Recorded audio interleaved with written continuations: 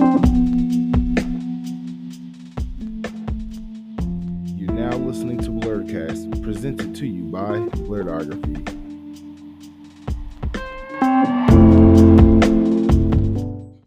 What's going on, everybody? It's me, Mark. Welcome to Blerdkast. And on today's episode, we'll be talking about comics. Because why else would I be talking about comics? Because I'm interviewing a special guest. I have Caleb on today. Caleb, why don't you go ahead and introduce yourself to everybody? Sure. My name is Caleb Palmquist. I am a comic book writer. I've been writing comics for about 8 years. I'm best known for my series Unicorn Vampire Hunter, but right now I'm on Kickstarter with a new book called Dragon Grit, which is a fantasy western where the cowboys ride dragons. Okay, it sounds amazing. We're going to definitely get into Dragon Grit in a little bit, but first I want to ask, what have you been geeking out to? Lately I've been really into Star Wars. There's a lot of Star Wars stuff going on right now, and I just started playing a Star Wars card game that just recently came out. It's sort of like Magic or Pokemon, but with Star Wars characters, which has been super fun. I'm huge into Star Wars myself. Who are some of your favorite characters in Star Wars? Oh, sure. That's a good question. I mean, obviously I like Ahsoka. Everybody likes Ahsoka. I've been reading the High Republic, which is like a new, relatively new series of novels. It's like 200 years before the Phantom Menace. And there's some characters in that, including a character named Geode, who is just like a big rock. That's a pretty great character. Anything else you've been geeking out to outside of Star Wars? That's a good question. I mean, I'm always geeking out to something. Okay, I will say something I've been reading, the book I've been kind of obsessed with lately is Red Rising. I don't know if you've read that book. It's like a sci-fi book about Mars, and it's really good. I'm on the second book right now, and I've been listening to the audiobooks. They're really good. Okay, I should actually put that on my list. It sounds really interesting. I need to have an Audible account. I need to definitely give some attention, so I'll add that to that list. Why don't you tell us a little bit more about yourself? Let's learn about your nerdy story. Where did it all begin for you? Well, when I was a kid, my dad worked for the newspaper, and so we always had newspaper, and I always really liked you know, the comics in the newspaper, the funnies, I guess, the strips, and especially like Calvin and Hobbes, Pearls Before Swine, things like that. And when I was a kid, I really wanted to be, I just wanted to make newspaper strips. That's like what I wanted to do. But then as I got a little older, started to get into things like, X-Men and Spider-Man, and those movies, the first X-Men movie and the first Sony Spider-Man movie came out like right when I was around 10 years old. So it was really kind of the perfect time for me to get super into it. And then, I started reading comics and that kind of stuff. I eventually decided that I wanted to make movies. I actually went to film school, and then I became what I always say is the coolest thing after being a film school graduate, which is a film school dropout. And then ended up going on to hop around from job to job like a lot of people do in their early 20s, and eventually just decided, I've always wanted to tell stories. When I was a kid, I wanted to do comic strips, and then when I was older, I wanted to make movies, and I've always been a huge comic book fan, so I decided to just start making comics. So when I was about 25 or 26, I went in deep into credit card debt, making some comics that nobody read, and then sort of went from there. Fascinating. That's I'm gonna piggyback on some of those questions or some of your answer in a minute. But the first thing I want to ask you is, so you mentioned X-Men. Since X-Men 97 just came out, have you seen it? Oh yeah. Just watched it. My wife and I just watched it. I want to say 2 nights ago. Yeah, I really enjoyed it. And I will say that they are finally giving Cyclops some real love, which I love. Cyclops has always been one of my favorite characters, and to see him actually being like a real badass, being able to fight and stuff was cool, and they were like really true to his character. So I really enjoyed that. And then of course I enjoyed like probably one of the best moments in those first two episodes is when Storm shows up for that big fight, and it's just like, yes, Yeah. this is everything I wanted from an X-Men story, really. Yeah. I am. bewildered, I guess, by how astonishing it is. I hate to say that. But Hmm. yeah, I thought they would go in and change it completely or make it something completely different. Nope, they just literally gave us exactly what we wanted. Left off where they last left off. It feels like it's 97 all over again. But like just better. Like you said, Cyclops, I was never a Cyclops fan. I was one of those, I really don't care for the Boy Scout characters, but seeing him in just that opening fight alone and then that whole falling with style stunt, Oh yeah. I was just like, Jesus, like what have I been missing with Cyclops? Like clearly I've been just on the wrong bandwagon with that one. So I'm excited to see Cyclops get his due diligence. And he's a badass character. I finally see why people like him from the comics. Storm, obviously love her. Can't get enough of Storm. Her getting her Omega level mutant respect that she deserves. Chef's kiss. Chef's kiss. And yeah, just everything. Like the whole show is just nostalgia in a bottle. Can't say enough about it. Cannot say enough Oh about yeah. No, I definitely love it. I'm super excited to see where it goes. it. Me too. Me too. The cliffhanger after cliffhanger, and I can't believe I forgot how dramatic the original X-Men cartoon was because I'm going back and rewatching it again as the new episodes are coming out. And I'm like, Jesus Christ, this is a soap opera for kids. Oh yeah. Yep. But I love every second of it. But going back into comics, so you mentioned in your 20s you made a bunch of comics that no one read. Let's talk about that a little bit. Well, when I was about 25 or 26, I had a comic book series. My first one, it was called A Small Favor. It was a sci-fi thing. And I had a lot of ideas that I was very excited about, but I didn't really know what I was doing in any aspect of it, storytelling, how to produce a comic, all these kinds of things. And so I everyone's got to learn by making something. I think Right. even when you look at like people who are like novelists or comic book creators who have major works, out there, that they're really well known for. There's always something that came before that that you don't hear about, right? Right. Like like Stephen King got, I'm sure, a bunch of stuff that he wrote before, like, some of the early successful stuff. And so, I was just learning. I was learning how to do it. I went to a bunch of conventions trying to sell it and did a couple Kickstarters and did all right. But then when I started to have real success was when I tried something different. Took what I had learned, tried something different. And that's when I made Unicorn Vampire Hunter.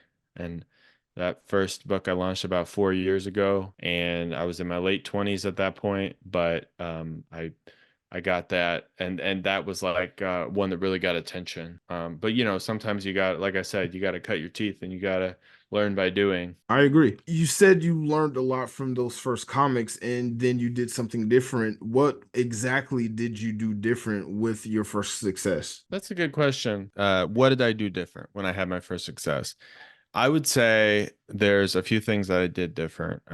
One is that I really took a look at what I had been doing and I said, what was working here and what wasn't, and what are people connecting to? And what I realized most of all was that if I really trusted myself to be like, this is the idea that was like really meaningful to me and not an idea that I feel like I'm specifically designing to like fit an algorithm, then people are really going to connect with that. And so my idea, the thing that ended up being successful was this story about a unicorn who hunts vampires with his horn. It's very much like a fairy tale type story. And it's something I had a very clear vision for. And then honestly, the other thing is that I paired up with a very talented artist. On the previous book, I had a bunch of different artists. It was like an anthology style thing. And then on the second book, I paired up with one very talented artist named Daryl Toe, who we had a very clear vision together. It was easier to understand what it was, and it was a very easy pitch. And I think one of the things that really helped with that book was the title. It's called Unicorn Vampire Hunter.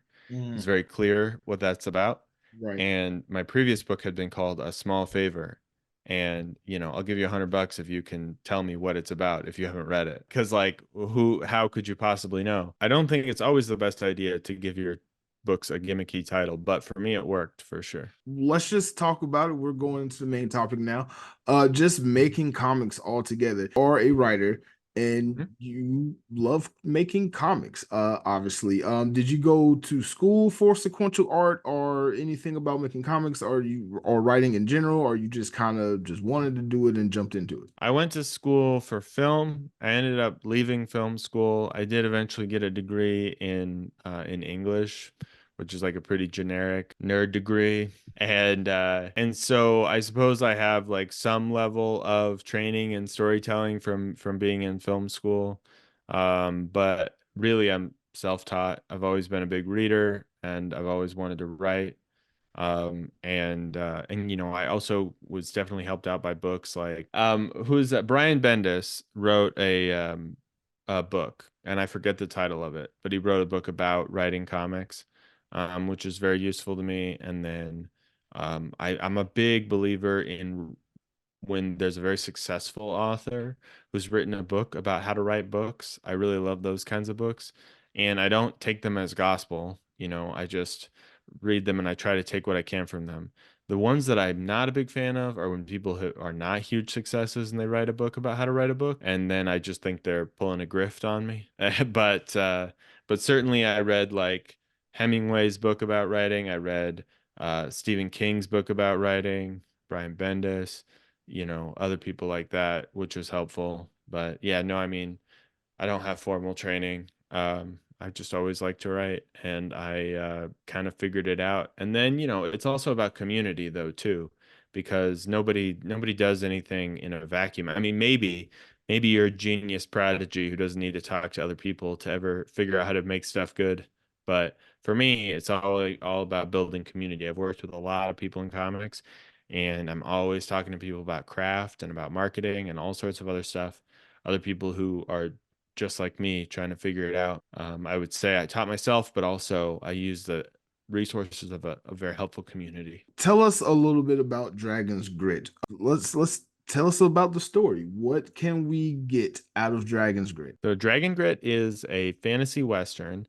And if you're into westerns, then the stories that I think are sort of similar thematically are True Grit and 310 to Yuma are good examples of westerns that are sort of travelogue stories, or at least they have elements of travelogue in them. The plot of Dragon Grit is about the main character is a woman named Vera, and she's an ex-outlaw. She's sort of a hard-bitten ex-outlaw making a living out in the West with her fire dragon Blaze. And she used to be part of a dangerous outlaw gang, but she left them a long time ago. And now she delivers packages on star routes. Now, what that means is that she takes packages out west to places that are too dangerous for normal delivery people to go.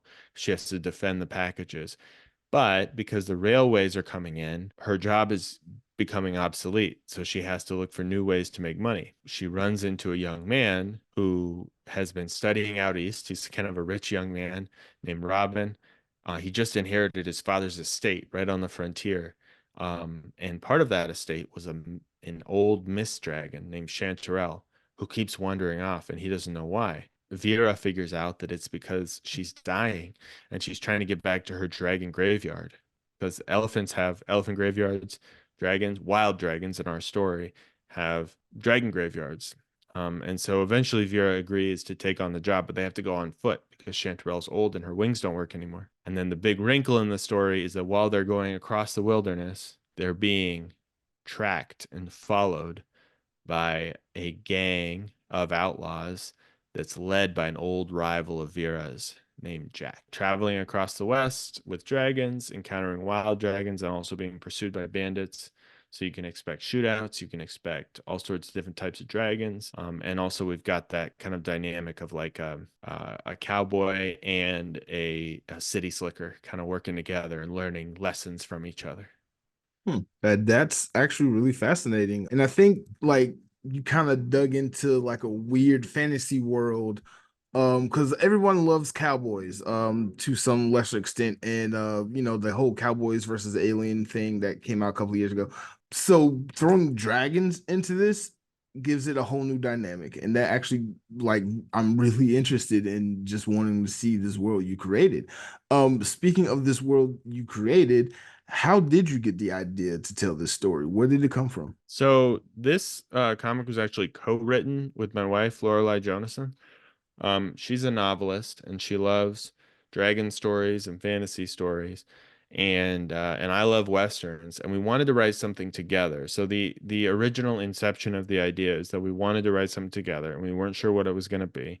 And then we thought, what if we combined our two favorite genres, sort of fantasy dragon stories and westerns?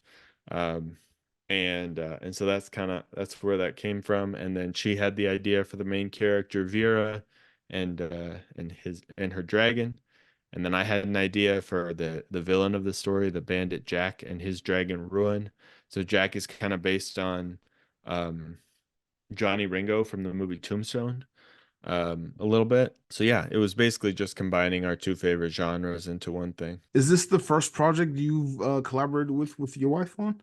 Yes, yes, it's the first creative project we've done together, and we've been talking about writing something together for years, ever since we first met, and uh, and we were just waiting, for the right project to do it on.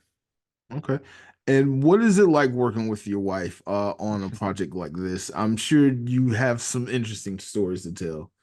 Yeah, no, it's super fun. It's definitely different than working with someone else. And I would say that it took us a little while to figure out kind of the flow, the of how we were gonna write. We originally were gonna write it as a novel, and we wrote a whole out like we had the whole story outlined, and we wrote about half of a novel before we realized that we really wanted to see drawings of these cowboys on dragons, and then eventually we're so excited about that we just decided to make it a comic. No, it's interesting working with my wife. It's super fun, and there's a lot of ideas that I wouldn't have considered otherwise. And I will say that I try not to be in any of my creative projects. I try not to be like a tyrant or really controlling. But when I was growing up, all the examples of like I wanted to be a filmmaker, right? And all the examples of like really famous filmmakers are like really intense personalities. And now we're starting to see some backlash against that. I mean, like the it's not really like cool anymore to be like a really tyrannical filmmaker, like director.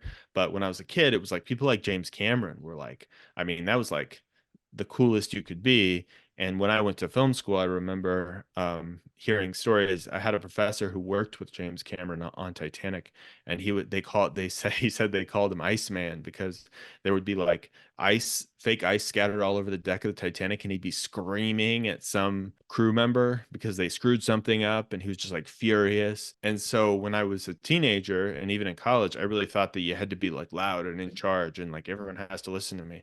And as I've gotten older and done more work, I've really started to realize that like creativity has to be collaborative. To be really good, it's got to be collaborative, and it can't just be like it's my vision and I'm doing it the way that I want to, and nobody else's opinion matters. I've had that sort of character arc of my own of growth of learning to be more collaborative, and certainly working with my wife has been like a big step forward in that because we are absolutely co-creators.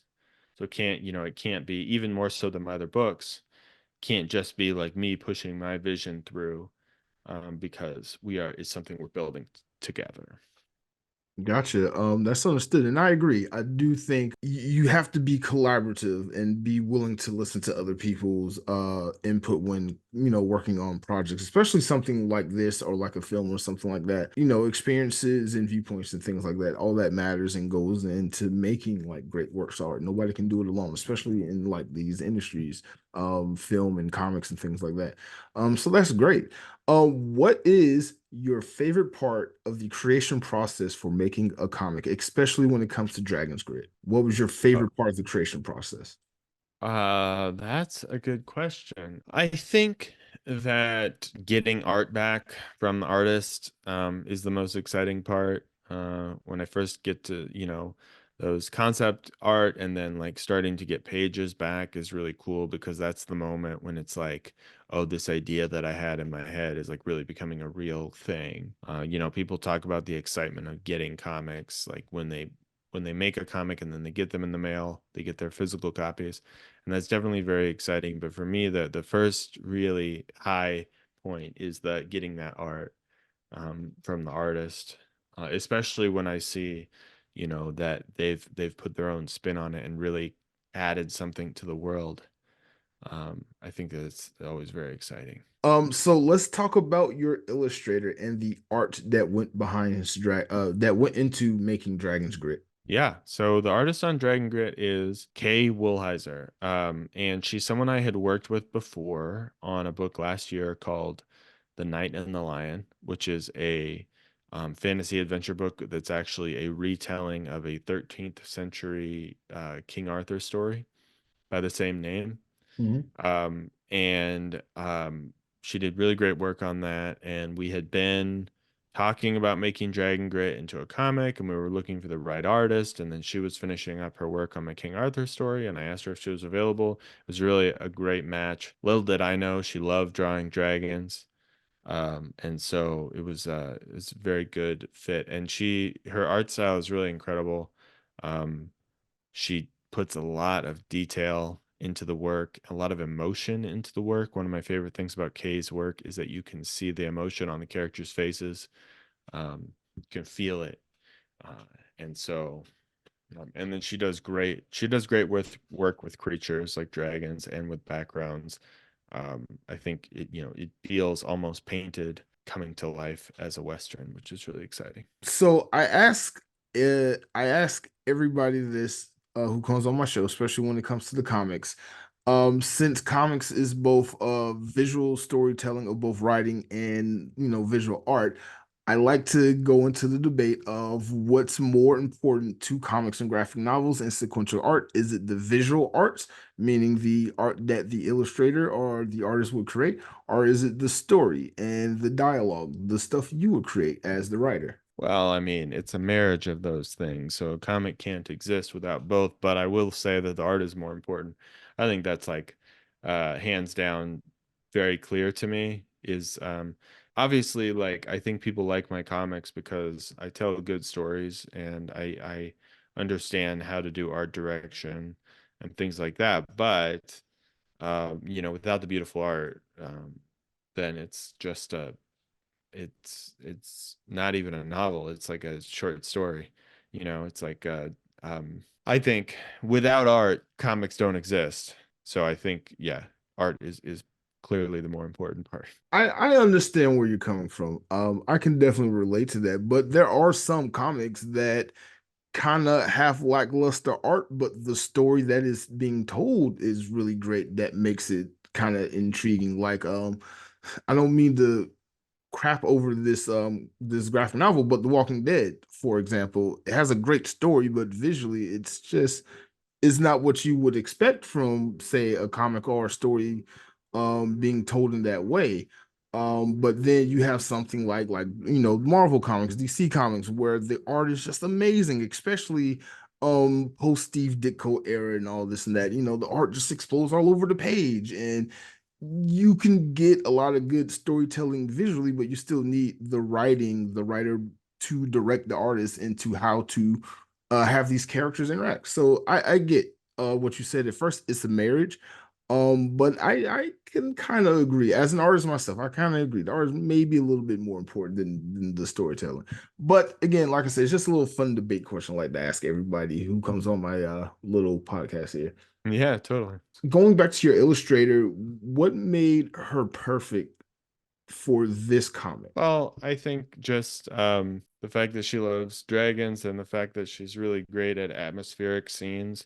I mean, so much of this comic takes place basically in the Wild West. We're out in the wilderness, in the desert, and other sorts of areas, and you really got to have someone who can capture the beauty and the like surrealness of those scenes, just like and also just like I said, the expressiveness of her characters. Even the dragons in the story are so expressive without being cartoonish, and so you can really get a lot of emotion which is why, I absolutely love working with Kay, and I plan to continue to make comics with her as long as she'll tolerate me. That's cool. That's really cool. I was looking at the artwork that's on your Kickstarter page, and I must say I do like the design of the dragons.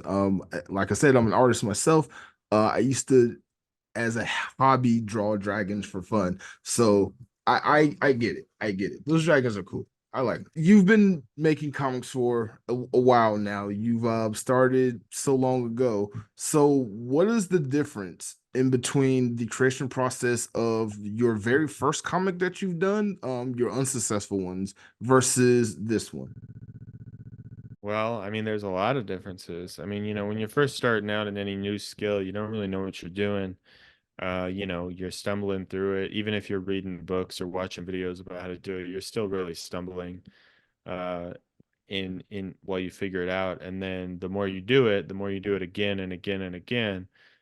Sort of the process becomes smoother for everything. I think my scripts are better. They offer more clear direction.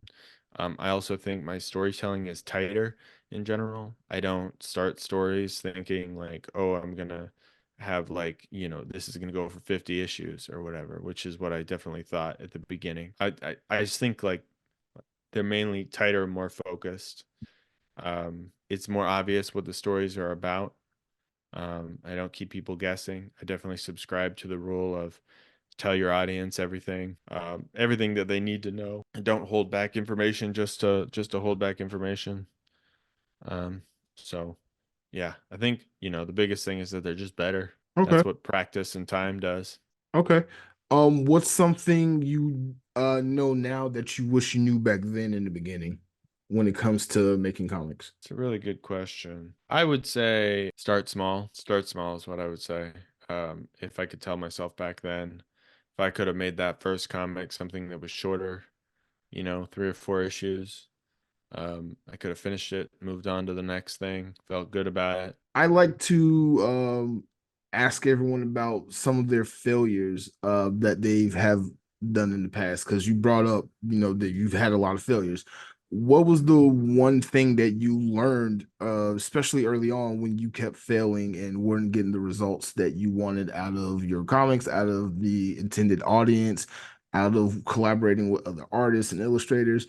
What was the one thing you learned from your personal failure when it comes to your craft? I would say the biggest thing I learned was that I need to like when something's not working, it's very important to really take a hard look at it, try to analyze why it's not working, and not just keep beating your head against the wall. So the first series I did 3 Kickstarters, and on the third Kickstarter, it failed to reach its goal.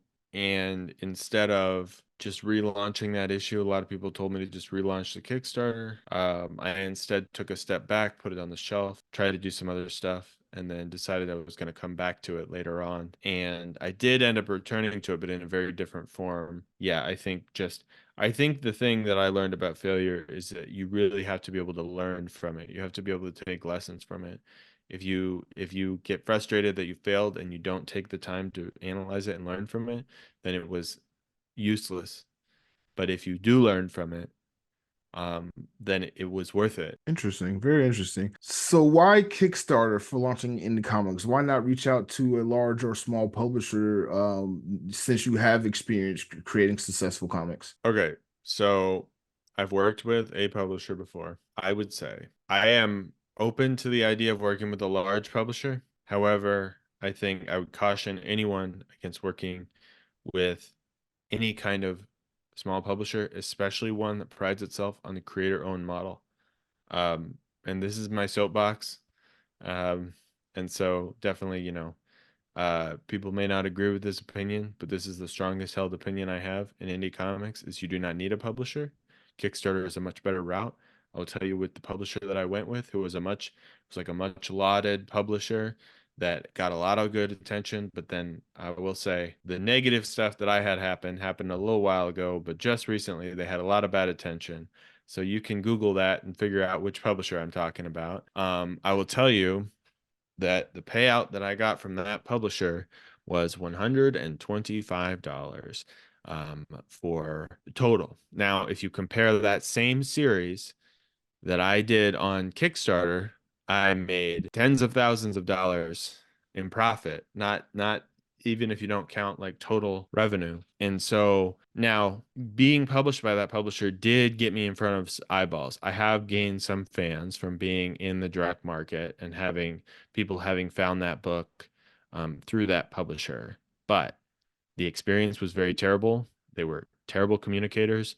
I did not get paid, or at least not anything worth, and there's no like, and it was very much like an IP factory. Like they did not respect creators, and it's just not worth your time. Like you can do it yourself. Things like Kickstarter exist, so you can go straight to your audience. Now, I mean, a larger publisher, like if Image approached me or if I pitched Image and I got accepted, or another big publisher, I would probably consider it. But I will tell you that I have friends who have been published by larger publishers on that magnitude. And I'm not going to say what publishers or which people, that I don't want to out anyone, but publishers that you would consider big publishers who also got very little money and who their books are like were not wildly successful. And that doesn't necessarily mean that it's that publisher's fault that they weren't successful or they didn't make money, but I'm just saying that like it's not the like instant path to success that you think it might be. And and then the other thing that I would say, and I apologize for sort of really getting on my soapbox here, but the thing that I would say, if anyone's listening and they're thinking about going with a publisher, big or small, pay an entertainment lawyer to read your contract before you sign. It's probably going to cost you about $500 or so to pay a lawyer to do that. And that might seem like a lot of money, but it is absolutely worth it because the way that they write these contracts is in such dense legalese that people like you and me who are not lawyers are not going to fully understand what's in those contracts. Ended up having a lawyer review my contract later on when I was trying to get out of it, and he explained so many things to me that I did not understand at all from that contract. That I was like, oh, that's what that means. It was like blew my mind. And so I would definitely say, if you're gonna pub, even like a big publisher, pay a lawyer to read that contract. Super, super important. But also, creativity is democratized, just like what YouTube did for short films in the early 2000s. Kickstarter is doing now for comics. Anyone can do stuff. Anyone can make it and put it out there. So you don't need permission. You don't need permission and honestly, most small publishers are just some nerdy dudes who just, are putting comics out from their garage, or if not, even if they have like an office or whatever, it's all theater. It's all theater. You can do that too. So that's my diatribe. I'm sorry I went on for so long. I get very passionate about this. I'm very anti-publisher for the most part. By all means, do not apologize. You just dropped a bunch of knowledge that I'm sure a lot of people who are on the indie comic route want to know. I've gone down that path myself. This was back in college, but yeah, publishers suck. Oh my God. I agree so much to what you said. The lawyer thing, that's imperative. With doing business with anyone, I 100% agree to that. So let me ask you this. I do want to go back to the publishing thing because it sounds like you have a lot to say about that. So by all means, you can get back on that soapbox. I'll give you an opportunity at the end of the show to do that. But when it comes to Kickstarter, like you said, you have profit with especially with your last project. As we said in the pre-interview, or we brought up in the pre-interview, you like tripled your goal almost for what you set out to do for Dragon's Grit. One, what are you gonna do with all that extra profit? Two, this is the main question, what does it take to build a successful Kickstarter to launch an indie comic, especially for someone who hasn't done it before? Well, to answer your first part of your question, there's less extra profit than it might seem like because of the inside, like baseball, kind of how the sausage is made. The goal was set for lower than the amount that I needed to break even. But because it was number one, I wanted to make sure we funded and funded early. But also, the more copies I sell, the more expenses there are involved. It has reached a point where it is profitable, and I will tell you what I'm going to do with the extra money is I'm going to invest it into future comics. That's pretty much always my MO. And there's a lot of people that I pay to help me out with the artists and editor and letterer and all that kind of stuff. As far as what it takes to have a successful Kickstarter, whew, that's a big question. That's a big and it's a complicated question. I would say number one, you got to have a good product. Like selling anything, you have to have a good product that people want. And so when people have very low performing Kickstarters, and they are asking me for their opinion, I will, and if they want my honest opinion, I'm going to take a look at their thing and I'm going to say, do you think this is something that people want?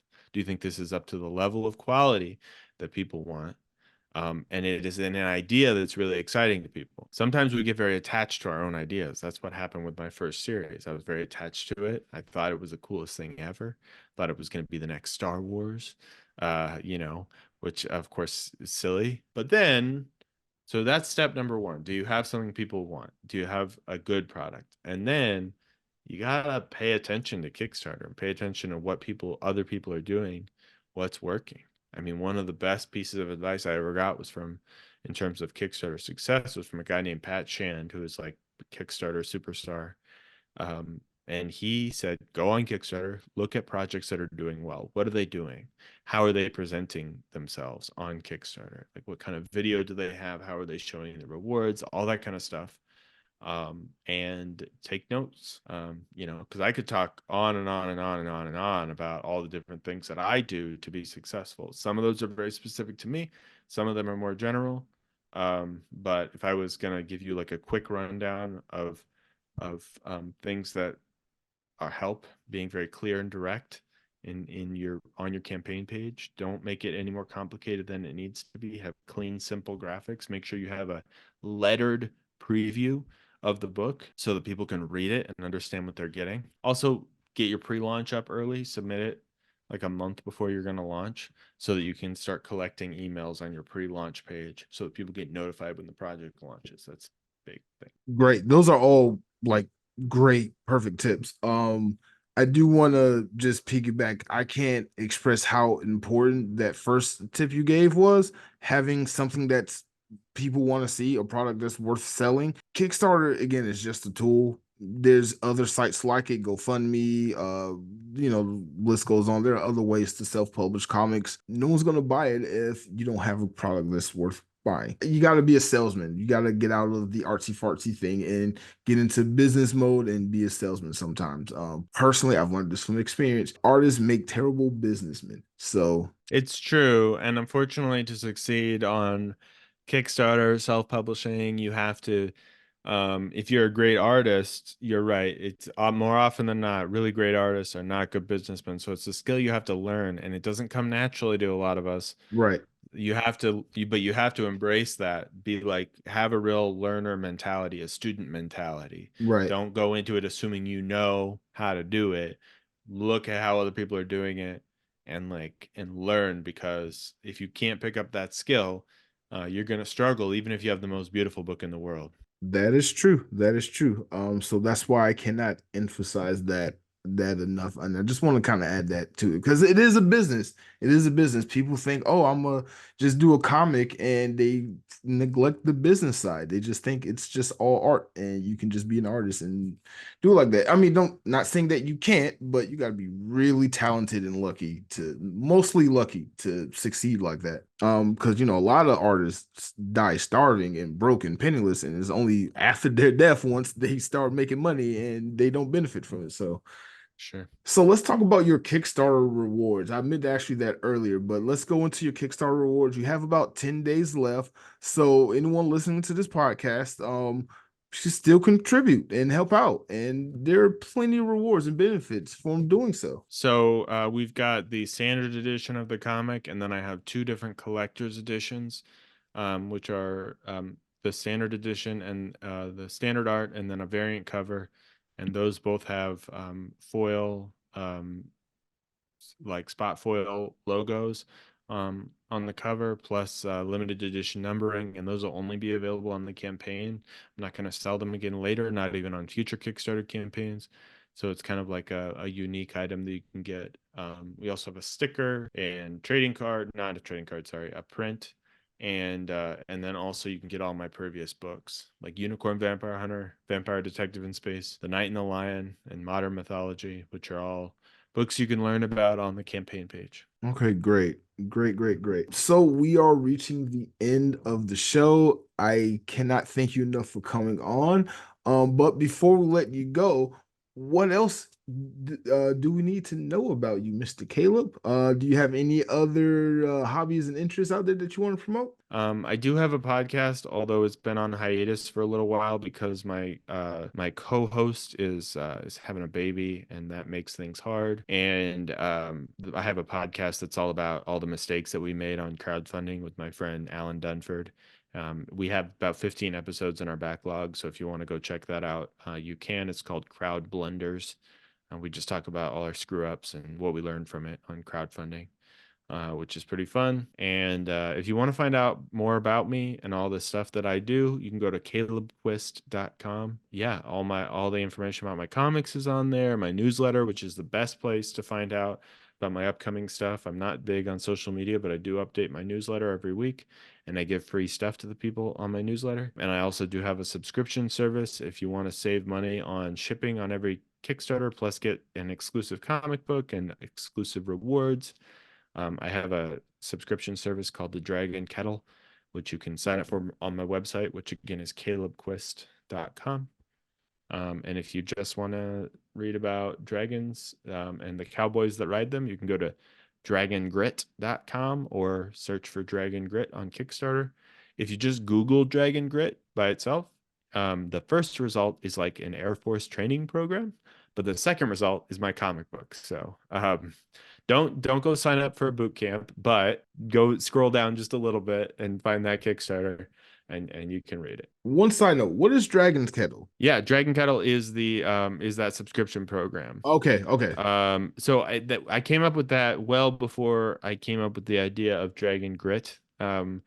It's and Dragon Kettle, it's my subscription service to save money on shipping, but also I have an exclusive web comic that you get access to, and it's like a Cheers style comic. So it's like about a tavern called the Dragon Kettle that is run by dragons, and they sort of have comedy antics. It's inspired by the show Cheers, but they're all dragons.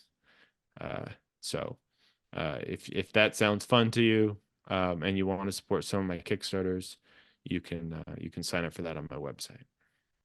Okay, great. I will definitely have links to everything in the description to this video. Wherever I posted, it's going to be posted everywhere. But before we go, I promise you can get back up on that soapbox because you have something to say about publishers. The floor is yours. You can just have at it. Well, I know we only have a few minutes, so I would just say if you are an up and coming comic book creator, whether you're an artist or a writer, I'm not saying don't go with a publisher, but I am saying be cautious. Have an extreme amount of caution. No matter how good the deal sounds or how exciting it may sound to get published, you are definitely putting yourself at risk. And you need to have a lawyer review the contract. And it's my personal opinion. I've had so many people argue with me, tell me that, well, you got to have publishing deals anyway, so that you can show the larger publishers that you're being published, and that's how the industry works. And I'm like, listen, man, industry is changing, world's changing. You don't have to do that anymore. You don't have to ask for permission. You don't have to like have all these bad deals just so that then you can have a good deal. You can make stuff on your own, improve yourself that way, and maintain control over it. I also think that the term creator owned is like a honey trap, because I think that back in the 90s when Image started, it was like this revolutionary idea that these creators were going to own their own IPs and get to own them and everything. But now what creator owned is code for is we're going to get your comic. We're not going to pay you for it. You're only going to get paid royalties on the back end, which means we don't have to pay you for the IP. We don't have to pay you in advance. We don't have to pay you a page rate. and we get to publish that and make money off of it, and you don't make money until we make money, which in theory can work, but it also means that that publishing company is getting to make money off of your product without them having to put in the blood, sweat, tears, and a lot of money that you put into making it. If I take on a publishing deal in the future, if you see me taking on a publishing deal, it's probably going to be one where I don't own the IP and I'm getting paid a page rate. Because at that point, the publisher is taking the financial risk, which I think is what they need to do. Because every book that I make, every single book that I make, I take financial risk. I take a Right. lot of financial risk to Right. make it. Like if Dragon Grit had flopped, even without printing the book, I'd be out thousands of dollars. And I don't know about anybody else out there, but I'm not a trust fund kid. I don't have just thousands of dollars sitting around that I can willy-nilly spend. I can only make those investments based on a reasonable assumption that I'm going to make my money back. Gotcha. No, Um, that's understandable. You gotta make sure you get some return on that investment, especially if you're dropping this kind of money, just on making a comics. Because, like you said, like you said early in the podcast, even before you get to the Kickstarter stage, you still gotta have so much of this done, instead of just waiting behind. So yeah, I agree. I 100% agree. This was a great interview. I can't wait to have you back on for your next project. And again, I know you have a lot more to say about publishers, so maybe I'll come up with a special themed episode so you can just get up there and just say the spiel. But no, you really gave a lot of great interesting information when it comes to like working with publishers. Because I went to art school too. I had friends that did that route, and the horror stories they would tell, the horror stories, and it just seems like self-publishing is always the best route to go. Even back, showing my age, 20 years ago when I was in college, when the comics industry back then honestly was a little struggling, but it was still possible. So I would Mhm. love to have you back on if you want. This was a great interview. Thank you so much for coming on. Yeah, thank you. All right, so that's the end of the show. I'm gonna go ahead and sign off. Because I gotta actually no, wait. I got one last question to ask you. What's the first thing you're gonna do when this Kickstarter ends in 10 days? Oh boy, I always celebrate at the end of a Kickstarter, and that usually, since this was my first successful Kickstarter with my wife, we'll probably go out to a nice dinner, uh, you know, to say, well, and that's the one excuse that I have to put that dinner out on as a business expense. I was about to say that. I was about to say that it's gonna be a business expense, isn't it? Um, Yeah, yeah. take her So, somewhere nice because, like you said, yeah. you couldn't have done this one without her. So take her somewhere nice. Make sure she's highly appreciated. I would love to have her on the show too, and we can talk about it. Yeah, for sure. I'll next time she's currently at work, but next time we can schedule at a time when she can come on with me. Okay, that would be perfect. That would be perfect. But for everybody else, this has been Blerdcast. Thank you guys for listening wherever you are listening to this at on the interwebs. You can listen to Blerdography wherever you listen to podcasts, like on Spotify, Anchor, which is now Spotify, YouTube, Google Podcasts, which I don't think is a thing anymore. I just got an alert about that. So that's not a service. I gotta update this script. And everywhere else you listen to your podcast, and you can find Blerdography also on YouTube, Facebook, Instagram, Twitter, now X. I am not changing that because I do not agree with Elon and what he did with that platform. I just can't get over that. So that's going to always be Twitter for me. Until next time, this has been Mark. Join us next week where I'm going to talk about pick random topic. I don't know. I got random topics here and I'm just like, oh, they're not good enough for this joke. So I'm gonna just screw it up. All right, there we are. But see you guys next week. I'm out.